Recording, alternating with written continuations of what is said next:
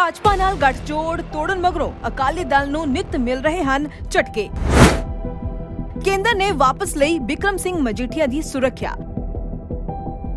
ਸ਼੍ਰੋਮਣੀ ਅਕਾਲੀ ਦਲ ਵੱਲੋਂ ਭਾਜਪਾ ਨਾਲ ਨਾਤਾ ਤੋੜਨ ਮਗਰੋਂ ਹੁਣ ਜਿੱਥੇ ਦੋਵੇਂ ਪਾਰਟੀਆਂ ਸੂਬੇ ਵਿੱਚ ਵੀ ਆਮੋ ਸਾਹਮਣੇ ਹਨ, ਉੱਥੇ ਹੀ ਕੇਂਦਰ ਸਰਕਾਰ ਨੇ ਵੀ ਅਕਾਲੀ ਦਲ ਨੂੰ ਝਟਕੇ ਦੇਣੇ ਸ਼ੁਰੂ ਕਰ ਦਿੱਤੇ ਹਨ। ਜਾਣਕਾਰੀ ਅਨੁਸਾਰ ਕੇਂਦਰ ਵੱਲੋਂ ਬੀਤੇ ਦਿਨੀ ਅਕਾਲੀ ਦਲ ਦੇ ਸੀਨੀਅਰ ਨੇਤਾ ਬਿਕਰਮ ਸਿੰਘ ਮਜੀਠੀਆ ਦੀ ਕੇਂਦਰੀ ਸੁਰੱਖਿਆ ਵਾਪਸ ਲੈ ਲਈ ਗਈ। ਦੱਸਿਆ ਜਾ ਰਿਹਾ ਹੈ ਕਿ ਇਸ ਸੰਬੰਧੀ ਸੂਚਨਾ ਆਉਣ ਮਗਰੋਂ ਹੁਣ ਪੰਜਾਬ ਸਰਕਾਰ ਮਜੀਠੀਆ ਦੀ ਸੁਰੱਖਿਆ ਨੂੰ ਰਿਵਿਊ ਕਰਨ ਦੇ ਬਾਅਦ ਉਨ੍ਹਾਂ ਨੂੰ ਕਿਸ ਤਰ੍ਹਾਂ ਦੀ ਸੁਰੱਖਿਆ ਦੇਣੀ ਚਾਹੀਦੀ ਹੈ, ਇਸ ਬਾਰੇ ਵਿਚਾਰ ਵਟਾਂਦਰਾ ਕਰੇਗੀ। ਜ਼ਿਕਰਯੋਗ ਹੈ ਕਿ ਪਿਛਲੇ ਕਈ ਦਿਨਾਂ ਤੋਂ ਪੰਜਾਬ ਵਿੱਚ ਅਕਾਲੀ ਦਲ ਅਤੇ ਭਾਜਪਾ ਆਗੂਆਂ ਵਿਚਾਲੇ ਚੱਲ ਰਹੀ ਖਿੱਚੋਤਾਣ ਨਵਾਂ ਰੁਖ ਅਖਤਿਆਰ ਕਰਨ ਲੱਗੀ ਹੈ।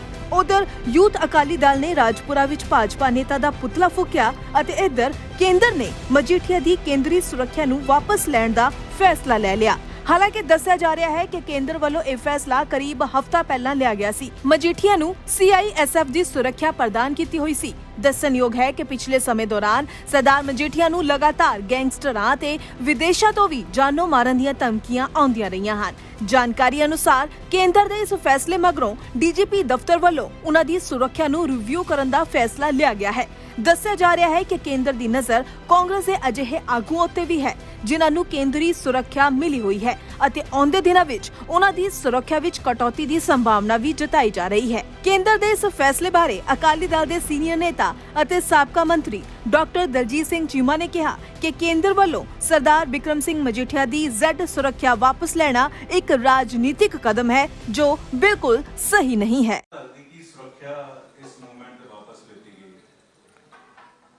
देखो गल ये है कि जिस तरीके सुरक्षा वापस ली गई है ये बहुत ही अनप्रोफेशनल तरीका है, पोलिटिकली मोटिवेटेड है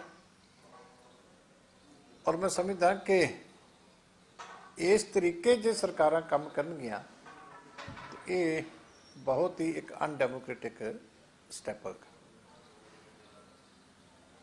पहली तो गल है सरदार बिक्रम सिंह मजीठिया नूं जिहड़ी सिक्योरिटी मिली हुई है 2010 की मिली हुई है, उदों यूपीए की सरकार सी और P चिदंबरम साहब होम मिनिस्टर सी और सीरीयस थ्रैट परसैप्शन के करके उस वेले उन्होंने केंद्र सरकार ने सिक्योरिटी दी सी।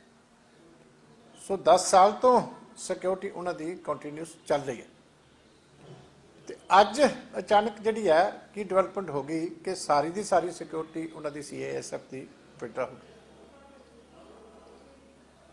जे इस तरीके असैसमेंट होएगी सिक्योरिटियां की पोलिटिकल बेसिस के उत्ते ये बहुत वड्डा खतरा,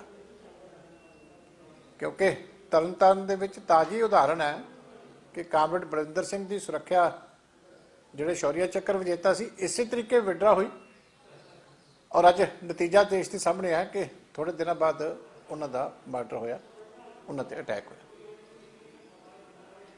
इसलिए किसी भी तरीके इस गल नूं वाजिब नहीं ठहराया जा सकता।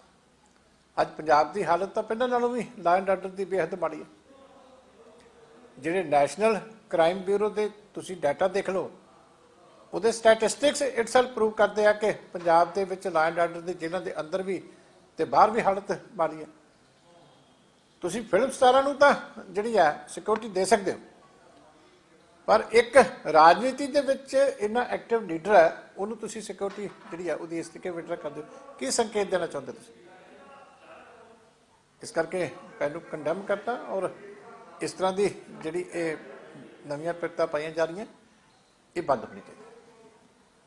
ਤੁਹਾਨੂੰ ਵਜ੍ਹਾ ਕੀ ਲੱਗ ਰਹੀ ਕਿਉਂ ਇਸ ਤਰੀਕੇ ਦੇ ਨਾਲ ਕੀਤਾ ਗਿਆ ਔਰ ਕੀ ਤੁਸੀਂ ਕੇਂਦਰ ਸਰਕਾਰ ਨਾਲ ਗੱਲ ਕਰੋਗੇ ਕਿ ਸੁਰੱਖਿਆ ਦਿੱਤੀ ਜਾਵੇ? ਤੁਹਾਨੂੰ ਲੱਗਦਾ ਹੈ ਕਿ ਜਾਨ ਦਾ ਖਤਰਾ ਹੈ, ਦੇਖੋ ਹਮਲਾ ਹੋ ਸਕਦਾ ਹੈ? ਸਵਾਏ ਪੋਲੀਟੀਕਲ ਰੀਜ਼ਨ ਦੇ ਹੋਰ ਕੋਈ ਰੀਜ਼ਨ ਮੈਨੂੰ ਇਹਦੇ ਵਿੱਚ ਨਜ਼ਰ ਨਹੀਂ ਆਉਂਦਾ। ਬਾਕੀ ਮੀਡੀਆ ਨੂੰ ਚਾਹੀਦਾ ਕਿ ਹੋਮ ਮਿਨਿਸਟਰ ਨੂੰ ਪੁੱਛਣ, ਗ੍ਰਹਿ ਮੰਤਰਾਲੇ ਨੂੰ ਪੁੱਛਣ, ਕਿਉਂਕਿ ਆਫਟਰ ਕੋਈ ਜਸਟੀਫਿਕੇਸ਼ਨ ਤਾਂ ਹੋਣੀ ਚਾਹੀਦੀ ਹੈ ਨਾ।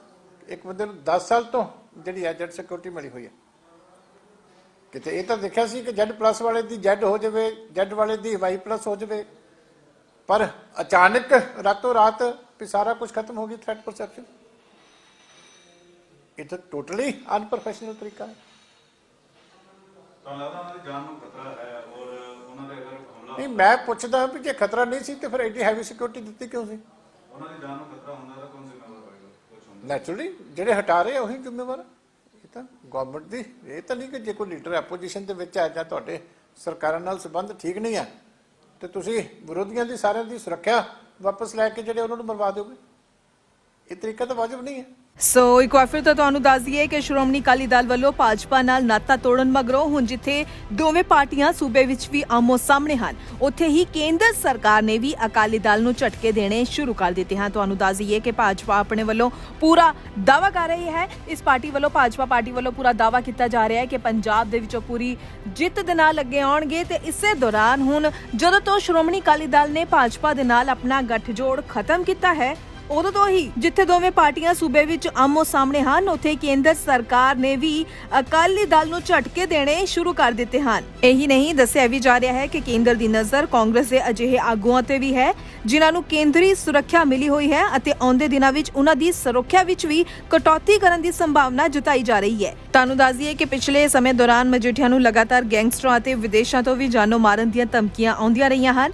ਜਾਣਕਾਰੀ ਅਨੁਸਾਰ ਕੇਂਦਰ ਦੇ ਇਸ ਫੈਸਲੇ ਮਗਰੋਂ ਡੀਜੀਪੀ ਦਫ਼ਤਰ ਵੱਲੋਂ ਉਹਨਾਂ ਦੀ ਸੁਰੱਖਿਆ ਨੂੰ ਰਿਵਿਊ ਕਰਨ ਦਾ ਫੈਸਲਾ ਲਿਆ ਗਿਆ ਹੈ। ਪੰਜਾਬ ਅਤੇ ਪੰਜਾਬੀਅਤ ਨਾਲ ਜੁੜਿਆ ਹਰ ਮੁੱਦਾ, ਹਰ ਖਬਰ ਨਿਰਪੱਖ ਤਰੀਕੇ ਨਾਲ ਤੁਹਾਡੇ ਤੱਕ ਪਹੁੰਚਣ ਦੀ ਕੋਸ਼ਿਸ਼ ਵਿੱਚ ਤੁਸੀਂ ਵੀ ਦੇਵੋ ਸਾਡਾ ਸਾਥ। ਤਾਂ ਹੁਣੇ ਲਾਈਕ ਕਰੋ ਸਾਡਾ ਫੇਸਬੁੱਕ ਪੇਜ, ਸਬਸਕ੍ਰਾਈਬ ਕਰੋ YouTube ਤੇ ਅਤੇ ਫੋਲੋ ਕਰੋ ਇੰਸਟਾ ਅਤੇ ਟਵਿੱਟਰ ਤੇ ਨਿਰਪੱਖ ਪੋਸਟ। ਖਬਰ ਦੀ ਨਿਰਪੱਖ ਆਵਾਜ਼ ਵਿਜ਼ਿਟ ਕਰੋ www.nirpakhpost.com।